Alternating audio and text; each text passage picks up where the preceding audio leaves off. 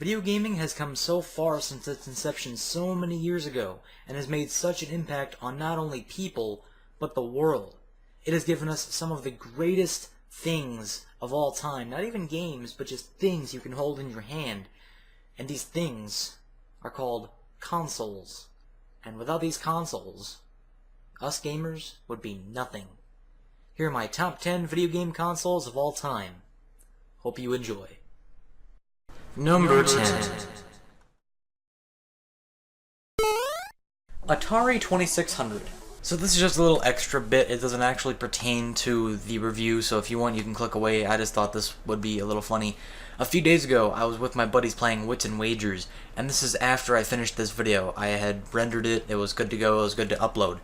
And what Wits and Wagers is, it's basically Trivial Pursuit. It's a trivia game. And one of the questions was, when was the Atari 2600 released? And I'm like, you've got to be motherfucking kidding me. I couldn't remember for the life of me what I said in this review, and I put down 1979, and a friend of mine put 1976, and it was 1977, and I lost, and I was so fucking mad at myself, because I made this review about 4 or 5 days before we played that game, and I was so fucking pissed. Ugh. So, yeah. The Atari 2600, released in 1977 by Atari, is credited with popularizing the use of microprocessor-based hardware and ROM cartridges containing game code, instead of having non-microprocessor dedicated hardware with all games built in. This console caused a massive explosion in the video game industry, causing a must-have pandemic for the console. Not only did the console revolutionize video games, but it revolutionized the industry as a whole, bringing in many new gamers to the industry. About 10 million to be exact. This console was so big that many believe it to be a huge reason that the video game industry crashed in 1983. Whoa, okay, ho, hey there, rioters. I know what you must be saying. If that's such a good console, why did the industry crash? 10 million my ass, you fat fuck. Well, there's a good reason the gaming industry crashed. In 1983, 2 games were released for the Atari 2600. E.T. the Extraterrestrial, and Pac-Man. Now these games were so bad, and I mean so bad, that they put permanent damage on the ever-growing video game industry. These games were worse than Call of Duty, is how bad they were. These games were worse than Ride to Hell Retribution, okay? Let's just put it that way. I'm telling you, these games are probably some of the worst in existence, and if you play them, your eyes are gonna explode, and maggots will start coming out of your mouth. It's true! Go do it, Johnny Knoxville! Regardless, the Atari 2600 should be hailed by bringing in many new things to the table, things that future generations of consoles will strive for and build upon in years to come. It is worth noting that without the Atari 2600, gaming as we know it might not even exist, or be completely different and a dead fad. Thank you, Atari, for giving us the greatest gift of all. Great video games! Number 9. Nintendo Game Boy. For the record, we're not talking about the Game Boy Color, the Game Boy Advance, or the Game Boy Advance XP. Just strictly the big gray brick itself. The Game Boy was an 8-bit handheld console developed and manufactured by Nintendo. It was first released in Japan and North America in 1989, and released in Europe in 1990. The Nintendo Game Boy, despite being behind the Sega Game Gear and Atari Lynx technologically, was a massive success in all regions due to its price tag and great games. This console definitely revolutionized the handheld gaming industry due to the faith in both the console and the area of handhelds, as well as the simple yet elegant design and size. Although this console may be looked down upon today as compared to its successors, this console paved the way to handheld gaming as we know it. Without the original Game Boy, little to no handheld devices would be in use today, because Nintendo wouldn't develop its successors, eventually leading to the 3DS, and Sony wouldn't be inspired to compete in the handheld market, eventually leading to the PlayStation Vita. But enough about this wibbly-wobbly, timey-wimey stuff. Let's get back to the timeline at hand. Bottom line, this console is what made it possible for the handheld gaming of today. And for that, I salute you, Nintendo. Shigeru Miyamoto. That was terrible Japanese. Number 8. Sony Playstation. The Sony Playstation was released in Japan in 1994 and was later released in the West in 1995. As opposed to all consoles before it, the PlayStation had a revolutionary functionality of playing audio CDs. Some models could even play video CDs. The PlayStation was really the first console to develop games for adults and newcomers, as well as the die-hard gamer fanbase, which helped propel the console to the top of the 5th generation of video gaming devices atop the Nintendo 64 and Sega Saturn. Due to the success of the console, its CD-based games soon brought an end to the cartridge-based home consoles altogether. The Sony PlayStation had an absolutely immense gaming library, bigger than most other consoles at the time. Keep the word most in mind. And this console drew the outline for the gaming industry today as a whole. It brought us many of our childhood franchises, such as Crash Bandicoot, Spyro the Dragon, and many more. The PlayStation is actually the reason I myself got into gaming, as it was the first console I ever owned. And thank God it was! Opposite myself, the PlayStation brought many other gamers into the industry, and helped build the foundation for the industry as a whole today.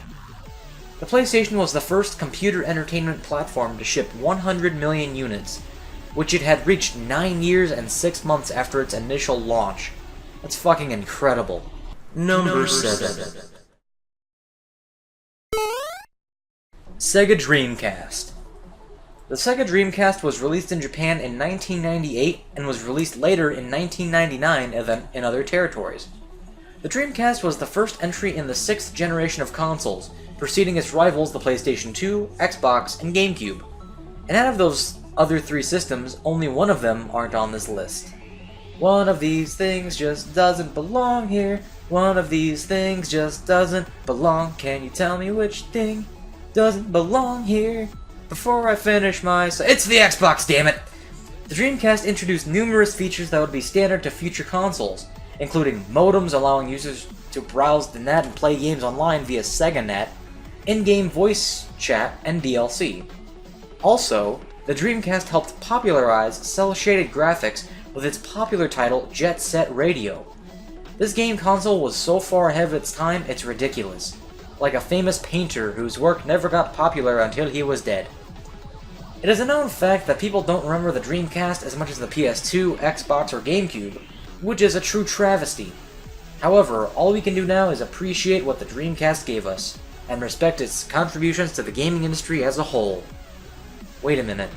If the Dreamcast introduced in-game chat... Oh my god. This console is the sole reason of annoying 5-year-olds on Xbox Live and the deformation of the gaming industry as we know it. Fuck it. Forget what I said. This thing is number fucking 72 now. 70 fucking 2. Number 6. Nintendo Entertainment System. The NES for short was released in Japan in 1983, North America in 1985, Europe in 1986, and Australia in 1987. The NES was the best-selling video game console of its time, and helped revitalize the video game industry after the crash of 1983, and set the standard for subsequent consoles of its generation. With the NES, Nintendo changed the relationship of console manufacturers and third-party software developers by restricting devs from publishing software without license approval. This, in turn, led to higher quality titles, which helped to change the attitude of a public that had grown weary from poorly produced titles for other game systems of the day. The NES hardware was also very influential. The NES was intentionally given the appearance of a child's toy, and the front-loading cartridge input allowed it to be used more easily in a TV stand with other entertainment devices, such as a video cassette player. The NES gave birth to some of the greatest game franchises of all time: Super Mario Bros., The Legend of Zelda, Metroid, Mega Man, Castlevania, Final Fantasy, and many more. The NES has often been associated with saving the gaming industry, and as well it really did. That's why the most popular gaming icon next to Super Mario is the NES controller. Fun fact of the day brought to you by BullethappyJ. Hey, that fucking rhymes. I can go write a rap song. Number 5. Nintendo DS. The Nintendo DS is a dual-screen handheld console that was released in North America in 2004. This console introduced distinctive new features to handheld gaming. 2 LCD screens working in tandem, the bottom one featuring a touchscreen, a built-in microphone, and support for wireless connectivity. Both screens are encompassed within a clamshell design similar to the Game Boy Advance SP. This console perfected everything the original Game Boy built upon. Until this console's release, every handheld console was more or less the same as the Game Boy. But once again, Nintendo revolutionized the handheld gaming industry with its dual-screen technology. This console also featured backwards compatibility with Game Boy Advance games, which was a major selling point to many people. Well done, Nintendo. You've outdone yourselves again. This time, doubly. Get it? Because there are 2 screens. Hey, scriptwriter, up yours. Number 4. Sega Genesis or Mega Drive. The Sega Genesis or Mega Drive, I'm just going to refer to it as the Genesis, was released in Japan under the Mega Drive name in 1988, and in America under the Genesis name in 1989. The Genesis is often hailed for being the first near-perfect game console, and as well it was. The Genesis controller is arguably the best of all time. It had solid software and hardware, and a great and expansive game library. One very interesting thing about the Genesis was its Virtua Processor, which were special processing chips that companies used to produce more visually appealing graphics on the system. Technologically, the Sega Genesis was so far ahead of its time, it may as well have been David Tennant. Wow. Really? Really? 2 Doctor Who references in one video? Come on, dude. You gotta start writing better scripts. What do I pay you for? Please. Come on. The Genesis also gave birth to everyone's favorite blue hedgehog, Sonic, who represented Sega as their mascot until their untimely demise. Oh, Sega. How I wish you wouldn't have gone like you did. We had so many good times together. Think about the children, damn it. Number 3. Sony Playstation 2. The Sony Playstation 2 was released in 2000 in all territories. The PlayStation 2 holds the record for most units sold by a video game console, with over 150 million units sold worldwide. The worldwide popularity of the PS2 put Sega's Dreamcast in hot water, and Sega had to discontinue the console just 18 months after release. 18 months! Good lord, PS2, what did you do? The huge libraries and great exclusives for the PS2 made people jump ship from Nintendo and Sega, and begin playing with Sony's product. The PS2's other popular functionalities were the ability to play audio CDs and DVD movies, and its backwards compatibility with PlayStation 1 games. The PlayStation 2 ran in production for 12 years, running well into the 7th generation of consoles with its successor, the PlayStation 3. This is the longest run for any video game console. The PlayStation 2 was really the only console that was the jack of all trades, but a master of all. Even today's PS4 and Xbox One can't balance the things they do as well as the PS2 did with what it did. The PS2 focused on gaming and entertainment at the same time, not one over the other, and that is what made it so great. Sony, Microsoft, pick up some notes from the PS2. Come on, make some actual game consoles, you piece of shits. Number 2. Nintendo Gamecube. The Nintendo Gamecube was released in 2001 in Japan and North America, and in 2002 in all other territories. Despite the subpar launch lineup for the Gamecube, Nintendo went on to give us some of the greatest games ever made with that console. Many people believe that the Gamecube wouldn't have been as successful had the games for it not have taken off like they did. And I would have to agree with them. The Gamecube's mini-CD design for its games made it impossible to play audio CDs and DVDs like the PS2, and it really wasn't as much of a powerhouse. However, it had one thing over the PS2, Xbox, and Dreamcast. It was portable, and it did a damn good job of being portable. The Gamecube is fucking... Have you seen a Gamecube? Jesus! It's like a little baby! It's amazingly powerful for its size, and Nintendo definitely knew what they were doing when they packed such a big, monster into a tiny, tiny box. Kudos, Nintendo, for being an innovator in technology once again. You have to wonder, why the hell is Nintendo going bankrupt? I fucking wonder. Number 1! Nintendo 64. The Nintendo 64 was released in 1996 in Japan and North America, and 1997 in Europe, Australia, France, and Brazil. The Nintendo 64 truly revolutionized the way people play video games. Many people credited the N64 by saying it provided the most realistic and compelling 3D experience ever presented by a computer. And I would have to agree with them. Games like Super Mario 64, Star Fox 64, and GoldenEye 007 paved the way into 3D gaming.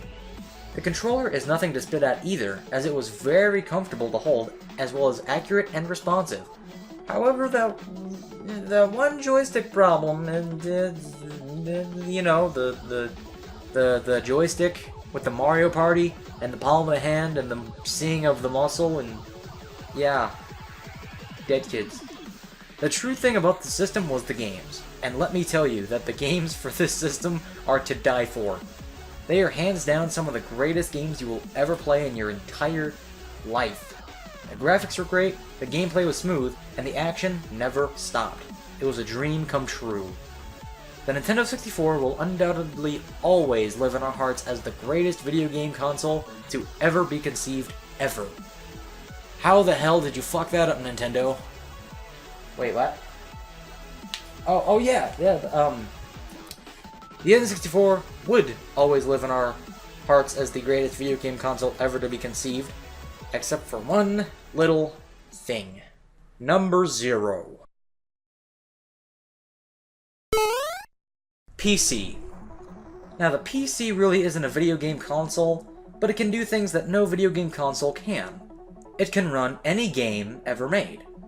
Most PS3 and Xbox 360 games, and anything past that really, can be found with a PC port, so you can download it to your computer and play it, and for everything else you can find an emulator for. Most people say that a PC that can do all these things are far too expensive, but I disagree. As long as you have the know-how, and you should if you are a real gamer and a real nerd, you can build your own PC that can do these things for less than half of the cost to buy one already made. Plus, you can surf the web on your new console with ease. The PC is far superior to any game console ever made, and no, I'm not trying to brag, and I'm not trying to be a PC fanboy. This is just my honest opinion. That's not to say these consoles are bad. Far from it. The Nintendo 64 and PlayStation 2, and really everything else, were seriously fun to play at their times of release, especially with your friends, and it's a shame that those glory days are long gone. It's a true shame that video gaming has developed into what it has become today, because I have no doubt in my mind that the PS2, N64, Gamecube, and every other console that were revolutionary for their time are rolling over in their graves right now, watching you play games the way you do. You should all be ashamed of yourselves. Thank you guys for watching. This took a bit of thinking to develop, because there are so many great consoles out there, and just so many great things called I'm not going to repeat the intro. You may have noticed a lack of Xbox, PlayStation 3, and Nintendo Wii, because they all sucked. The Wii, not so much as the PS3 and the Xbox, but the PS3 and the Xbox kind of made the gaming industry take a turn for the worse. So, yeah, that's why I didn't include them. The Nintendo Wii was innovative, it just lacked the powerhouseness of consoles before it. So, that's my reasoning for that. Again, my personal opinions, it's okay if you disagree with them. You know, I'm not saying these are facts, I'm saying these are opinions. Opinions. So, thank you guys for watching, I will see you guys later. Peace out.